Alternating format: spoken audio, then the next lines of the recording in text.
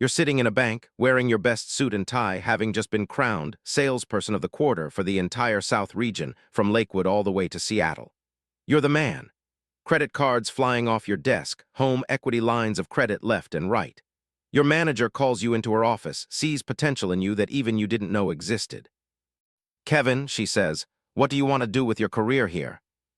And for reasons you still can't explain, you look her dead in the eye and tell her the absolute truth. "I want to be a comedian. I want to be an entertainer. I want to do plays and movies." She blinks. "Yeah, but what do you want to do here?" Without missing a beat, you double down. "I'm just working here till I blow up."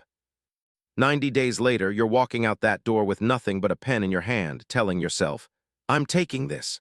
Rob me from this. I'm taking this pen on my way out." That moment, that spectacular failure, it changed everything. Because what looks like the worst possible outcome often becomes the launching pad for the life you never knew you wanted. Most people think success and failure are opposites, two ends of a spectrum where you're either winning or losing. But that's where they get it wrong. Failure isn't the opposite of success. It's the secret ingredient.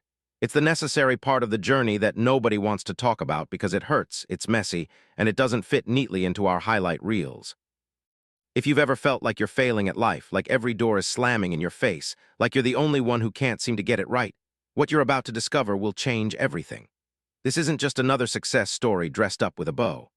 This is about the real journey, the one paved with broken chairs, busted lips, failed clothing lines, and moments so embarrassing you want to crawl under a rock and never come out. But here's what I learned falling flat on my face more times than I can count. Every spectacular failure was actually setting me up for something bigger. Every rejection was redirecting me toward my purpose. Every time I got knocked down and had to get back up, I was building the muscle I'd need for the success that was coming. This is the story of how I learned to fail successfully. The Goliath discovery. It all started in church, of all places. I was just a kid who noticed something powerful. When I made people laugh, the grown-ups would let me stay up late. There was this magic in making people smile, in taking their minds off their troubles for just a moment. So when they needed someone to play Goliath in the church play, my hand shot up faster than anyone else's. Now you have to understand, I wasn't just playing Goliath. I was Goliath. I committed to that role with everything I had. We're talking full method acting here. When little David came at me with that sling, I didn't just fall down. I went down. I threw myself into that performance so hard that I busted my lip on the way to the ground. Blood everywhere, kids in the audience gasping, parents jumping up from their seats. And you know what happened? The audience couldn't get enough. They were on their feet cheering, completely captivated by this kid who was willing to bleed for his art. In that moment, lying there with a busted lip and fake beard askew, I discovered something that would shape the rest of my life. People connect with authenticity, even when it's messy. Especially when it's messy. But here's the thing about childhood discoveries, they're pure. I wasn't thinking about building a brand or creating content or going viral. I was just being real, giving everything I had to that moment. The applause felt good, sure, but what felt even better was knowing I had moved people. I had made them feel something. That busted lip taught me my first lesson about successful failure. Sometimes you have to be willing to get hurt in service of something bigger than yourself. The audience didn't remember the kid who played it safe as David. They remembered the kid who was willing to bleed as Goliath. Years later, when I was bombing on stage as a stand-up comedian, when I was getting fired from jobs, when I was face first in the dirt wondering what the hell I was doing with my life, I'd think back to that church play. I'd remember that sometimes the most powerful moments come from the willingness to risk everything, even if it means you might get hurt. The problem is, we grow up and forget this lesson. We start playing it safe. We start worrying about what people will think. We start choosing the path of least resistance instead of the path of most authenticity. We trade our willingness to bleed for our art for the comfort of staying in the shallow end of life. But the shallow end is where dreams go to die. It's where you can touch the bottom with your feet, where you never have to worry about being in over your head, where you never have to risk drowning. It's also where nothing interesting ever happens. The deep end, that's where the magic lives. That's where you discover what you're really made of. That's where you learn that sometimes the thing that feels like it's killing you is actually bringing you to life. That busted lip was my first taste of the deep end. It hurt like hell, but it also showed me something about myself I never knew existed. I was willing to go all in, even when all in meant all bruised up. Little did I know, I'd need that willingness more than I could ever imagine. The double life years. Fast forward to adult life, and I'm living a complete double life. By day, I'm Kevin Fredericks, banking professional extraordinaire.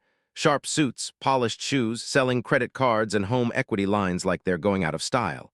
I was good at it too, so good that I became the top salesperson for the entire South region. We're talking serious territory here, and I was dominating it.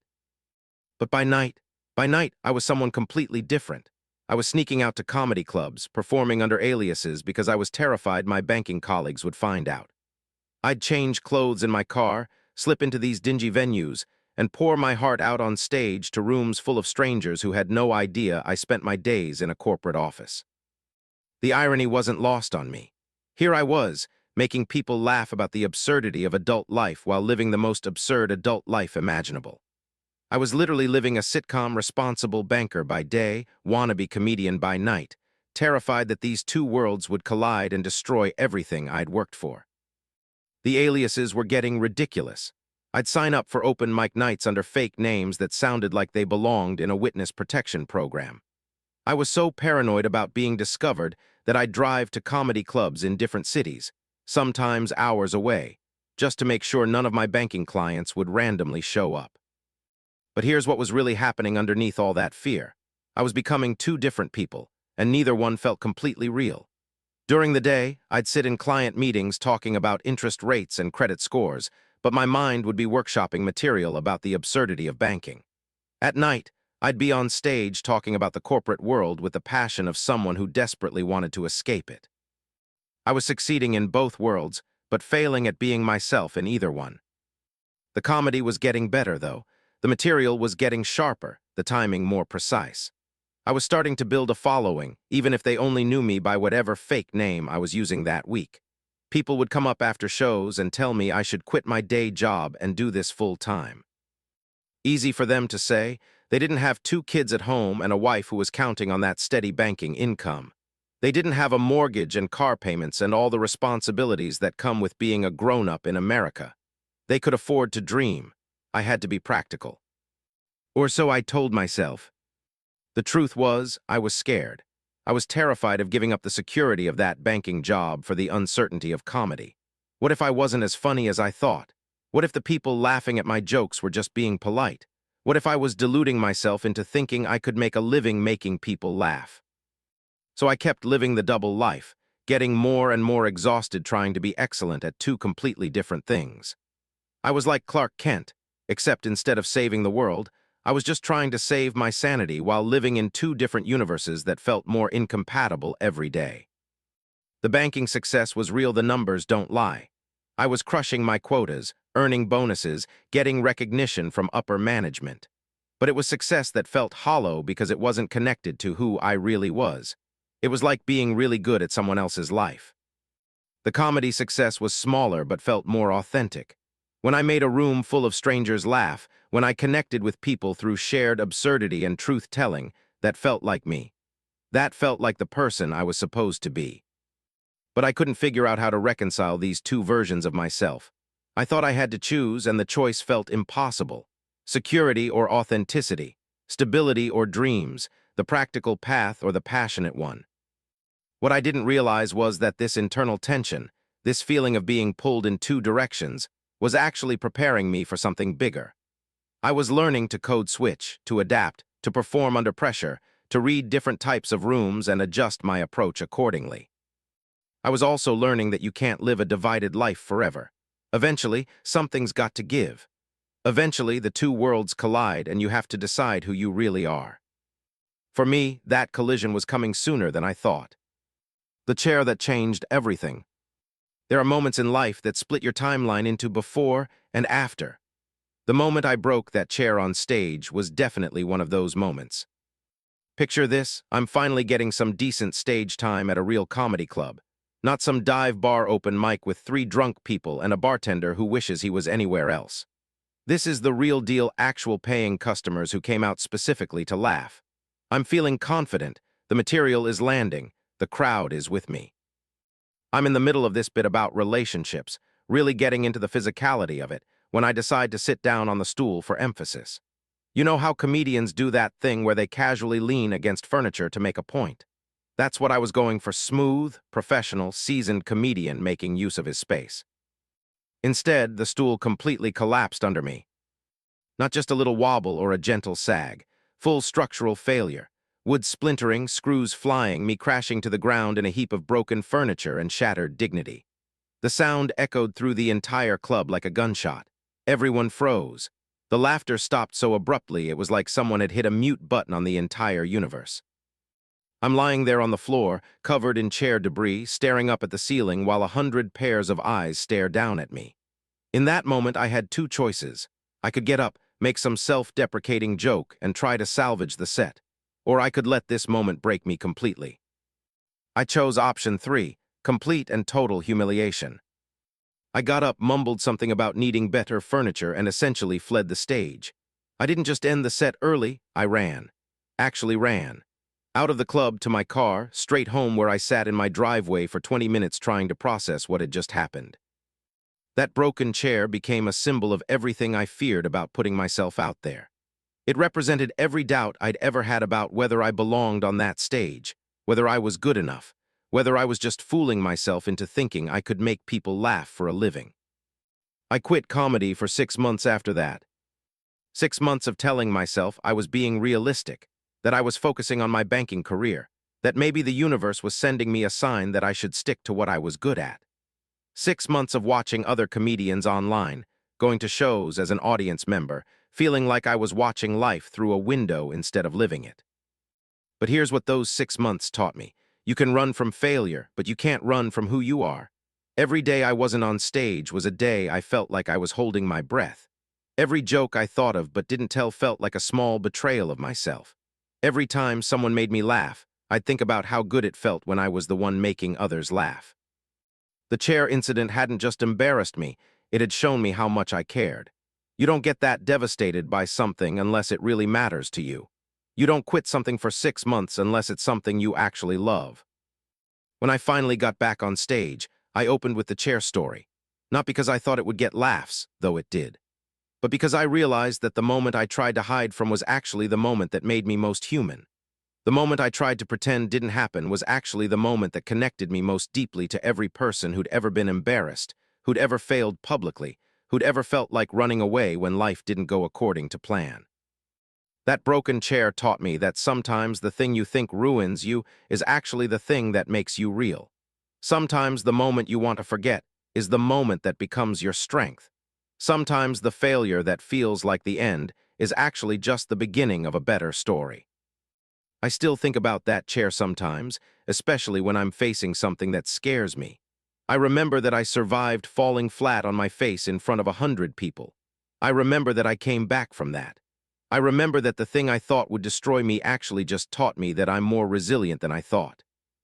These days, when I see someone fail publicly, when I watch someone's moment of humiliation, I want to tell them, this isn't your ending. This is your material. This is the story you'll tell one day that will make people realize they're not alone in their struggles. But first, you have to be willing to get back up, even when every instinct tells you to stay down. The honesty trap. After 6 months away from comedy, I was back to focusing on my banking career with renewed intensity.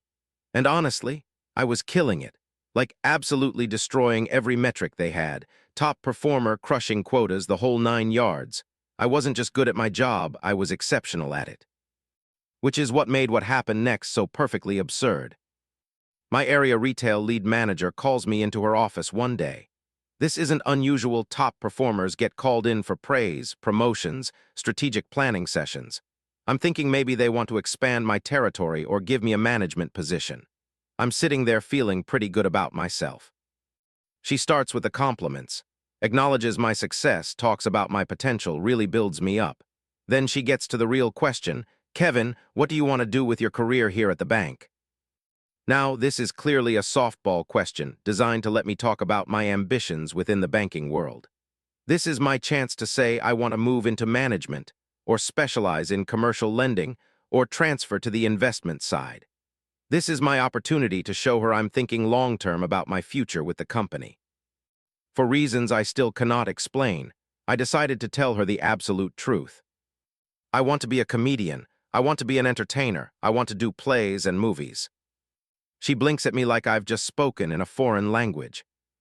Yeah, but what do you want to do here? Any reasonable person would take this second chance to pivot, to laugh it off, and say something about developing my communication skills to better serve clients. Any smart employee would recognize this as a moment to demonstrate company loyalty and professional focus. I looked her dead in the eye and said, "I'm just working here till I blow up." The silence that followed was deafening. I might as well have told her I was planning to rob the place. The look on her face went from confusion to disappointment to something that looked almost like pity. 90 days later, I was walking out of that bank with nothing but a pen and whatever dignity I had left, which wasn't much. Getting fired for being honest is a special kind of irony. In a world where everyone complains that people aren't authentic enough, that corporations want employees to bring their whole selves to work, I discovered that there are apparently limits to how whole that self can be. But here's the thing about that conversation. I wasn't trying to be rebellious or disrespectful. I genuinely thought honesty would be appreciated. I thought my manager would respect my transparency, maybe even find a way to use my entertainment skills within the banking world. I thought telling the truth would strengthen our working relationship. Instead, I learned that there's honesty, and then there's career suicide, and sometimes they're the same thing. Walking out of that bank, though, something shifted. For the first time in years, I wasn't living a double life. I wasn't sneaking around, using aliases, pretending to be someone I wasn't. I was just Kevin, unemployed Kevin with 2 kids and a wife and a mortgage, but Kevin nonetheless. The terror was real. Coming home to tell my wife I'd been fired because I told my boss I wanted to be a comedian. That's not a conversation you practice in the mirror. That's the kind of conversation that makes you sit in your driveway for 20 minutes working up the courage to go inside. But there was also something else, relief. The exhaustion of maintaining 2 separate identities was gone. The constant fear of being discovered was over. I didn't have to worry about my worlds colliding anymore because they already had, and the result was freedom. Terrible, terrifying, financially devastating freedom. I had to go down to Labor Ready, a day labor placement agency where you show up early in the morning hoping someone needs manual labor for 8 hours. I'd take my 2 kids with me sometimes, walking across the street while buses splashed dirty water on us like we were living in some tragic comedy sketch. But even in those moments, especially in those moments, I knew I was living more authentically than I had in years. I was poor, I was struggling, I was uncertain about the future, but I wasn't pretending to be someone else anymore. That honesty trap taught me something crucial. Sometimes the truth will cost you everything you think you want in order to give you everything you actually need. Sometimes the most dangerous thing you can do is be yourself, and sometimes it's the only thing that will save you. The banking career was safe, comfortable, predictable. It was also killing the part of me that made me feel most alive. Losing that job felt like failure, but it was actually the first successful step toward becoming who I was supposed to be. Sometimes you have to lose the life you plan to find the life that's waiting for you. The dreams don't die disaster. You know what they say about dreams? They don't die. At least that's what I thought when I started my clothing line with that exact name. Dreams don't die. Sounds inspiring, right? Motivational. The kind of slogan that belongs on Instagram posts and vision boards. Turns out dreams might not die, but they sure can go bankrupt. I was riding high on some comedy success, finally making decent money from entertainment, feeling like I had this entrepreneurship thing figured out. Comedy was going well, I had some momentum, and like every entertainer who gets a little taste of success, I thought I could expand into other ventures. The clothing line seemed like a natural fit. I had jokes about fashion, about success, about dreams and ambition. Plus, merchandise is passive income, right? Design some shirts, put them online, watch the money roll in while you sleep. How hard could it be? Very hard, as it turns out. I invested money I didn't really have into inventory I was sure would sell. I designed shirts with what I thought were clever sayings, motivational phrases that would resonate with my audience. Dreams don't die became the flagship slogan, printed on everything from t-shirts to hoodies to hats. The problem was, apparently dreams don't die, but they sure don't buy t-shirts either. I had boxes and boxes of merchandise sitting in my house. My garage looked like a failed department store. My wife would walk past these towers of unsold clothing every day, and I could see the question in her eyes. How long are we going to pretend this is going to work? The math was brutal. I'd invested thousands of dollars into inventory that was moving slower than molasses in January. Every day those boxes sat there, they represented money we could have used for groceries, car payments, actual necessities. Instead, they were just taking up space and serving as a daily reminder of my spectacular miscalculation. But here's the really humbling part. The failure wasn't just financial. It was educational. Every unsold shirt taught me something about business I didn't know I needed to learn. Things like market research, target audience analysis, inventory management, profit margins, customer acquisition costs, all these concepts I thought I could figure out as I went along. I learned that having a good slogan isn't the same as having a good product. I learned that your comedy audience and your clothing customers might not be the same people. I learned that passive income isn't actually passive. It requires active work, active marketing, active customer service. Most importantly, I learned that failure in business is different from failure in entertainment. When you bomb on stage, you try again the next night. When you bomb in business, you're stuck with the physical evidence of your failure taking up space in your garage for months. The Dreams Don't Die clothing line became a very expensive lesson in humility. Every time I looked at those boxes, I was reminded that confidence without competence is just expensive delusion. That enthusiasm without expertise is a recipe for financial disaster. But you know what didn't die? My actual dreams. The ones that mattered. The ones about making people laugh, about building something meaningful, about creating content that connects with people. Those dreams survived the clothing line catastrophe because they weren't dependent on t-shirt sales. Sometimes you have to fail at the thing you think you want to succeed at the thing you're actually meant to do. Sometimes the side hustle that flops teaches you more about your main hustle than any success could. Those boxes of unsold merchandise eventually found their way to donation centers, where I like to think they're making people happy in ways I never intended. Maybe someone out there is wearing a Dreams Don't Die shirt while pursuing their actual dreams, completely unaware of the irony. The clothing line died, but the lesson lived. Not every idea that sounds good in your head will work in the real world, and that's okay. The real failure would have been letting one business mistake convince me that I wasn't cut out for entrepreneurship altogether. Dreams don't die, they just sometimes wear different outfits than you expected. The bus stop revelation. Some of life's most important moments happen in the most ordinary places. For me, one of those moments happened at a bus stop, sitting next to the woman who would become my wife, in what might be the most unglamorous meet-cute story ever told. Picture this, I'm at my absolute lowest point. Fired from the bank, comedy career still uncertain, taking whatever work I can get through labor ready. I'm tired, I'm broke, and I'm beginning to question every decision that led me to this moment. The kind of tired that goes deeper than just physical exhaustion, the kind that makes you wonder if you're fooling yourself about everything. I'm sitting at this bus stop, waiting for public transportation because my car situation is complicated. And that's when it happens. The moment that would have sent me running for the hills if I'd had anywhere to run to. I pooped my pants. Not a little bit. Not something I could hide or ignore or pretend didn't happen. Full-on, unmistakable, absolutely mortifying bodily function failure. At a bus stop. Next to this beautiful woman I'd been trying to work up the courage to talk to. In that moment, I had two choices. I could make up some excuse, disappear forever, and spend the rest of my life wondering about the woman from the bus stop.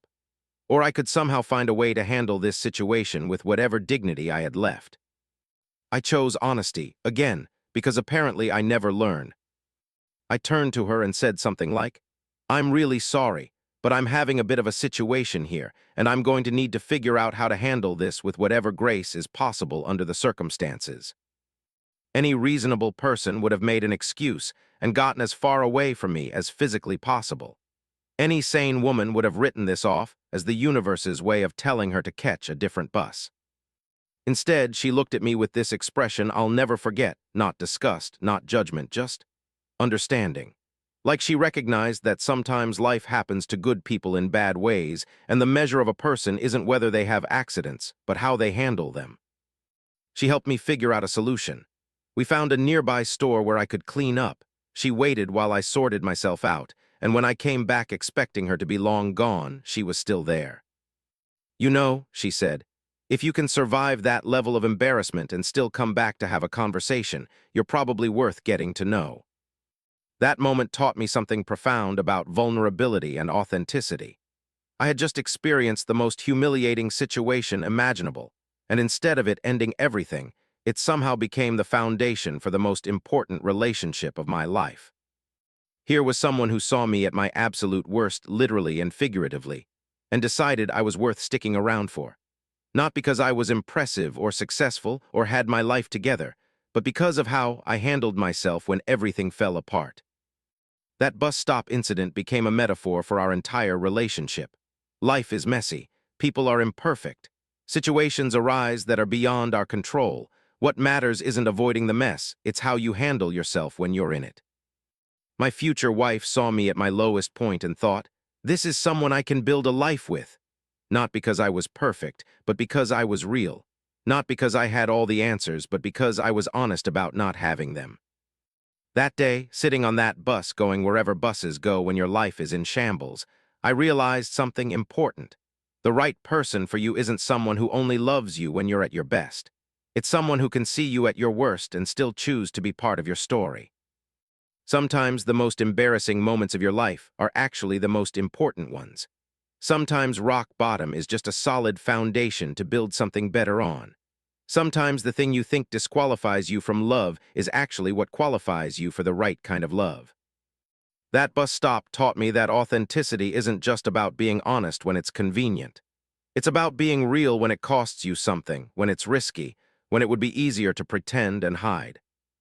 20 years later, my wife still reminds me of that bus stop whenever I start taking myself too seriously.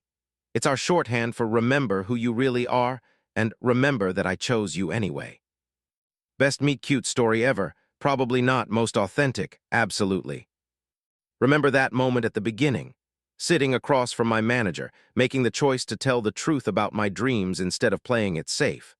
That moment of spectacular honesty that cost me my job but gave me my life. That's the power of successful failure. Every disaster I've shared with you, the broken chair, the failed clothing line, the bus stop incident, getting fired for being too honest, they all felt like endings at the time. Like evidence that I wasn't cut out for the life I wanted, that I should give up and accept something smaller and safer. But here's what I discovered. Failure isn't the opposite of success. It's success in disguise, wearing clothes you don't recognize, speaking in a language you don't understand yet, showing up in ways that don't make sense until later. Every time I got knocked down, I was learning something I couldn't have learned any other way. Every embarrassing moment was teaching me about resilience. Every financial disaster was showing me what really mattered.